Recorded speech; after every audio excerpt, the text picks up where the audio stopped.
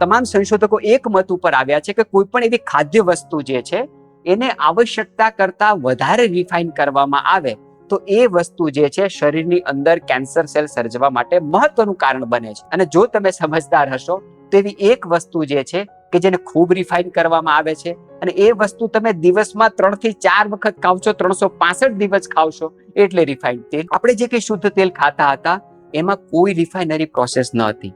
બસ સિંગદાણા કે તલ લેતા હતા, તેને ઘાણીમાં નાખતા હતા, પીલતા હતા અને શરીરનું આપણું જે કંઈ ટેમ્પરેચર છે 37 એટલા જ ટેમ્પરેચરની હીટ એમાં નિર્માણ થતી હતી, ગાળીને ભરી લેતા હતા અને આખું વર્ષ ખાતા હતા.